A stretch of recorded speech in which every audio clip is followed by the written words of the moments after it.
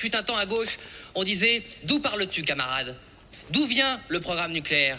Et c'est là où on peut s'étonner du reniement de tout ce que la gauche a incarné en France et ailleurs.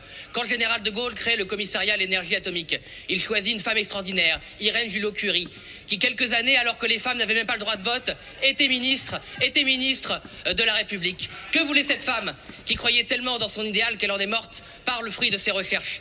Elle croyait effectivement que le nucléaire était une promesse considérable, monumentale, révolutionnaire pour le progrès humain.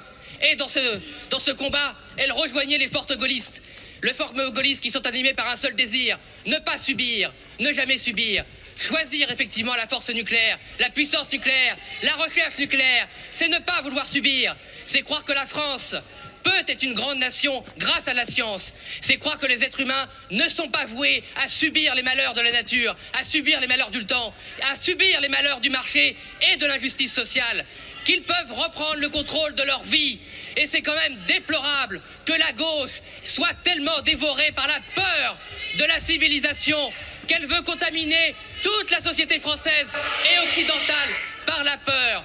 Vous avez peur, vous êtes des fanatiques de la peur. Et comme tous les fanatiques, vous voulez que la société entière ait peur. Eh bien nous, au Rassemblement National, nous n'avons pas peur.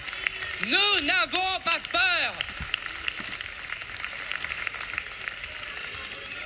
Nous croyons dans le progrès humain, nous croyons dans l'intelligence humaine, nous croyons dans l'État capable de porter la recherche nucléaire à un niveau de sûreté qui lui permet de garantir un atout économique et un atout pour les salariés.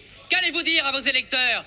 Que la facture va encore doubler, tripler? C'est la promesse que vous pouvez garantir à nos électeurs.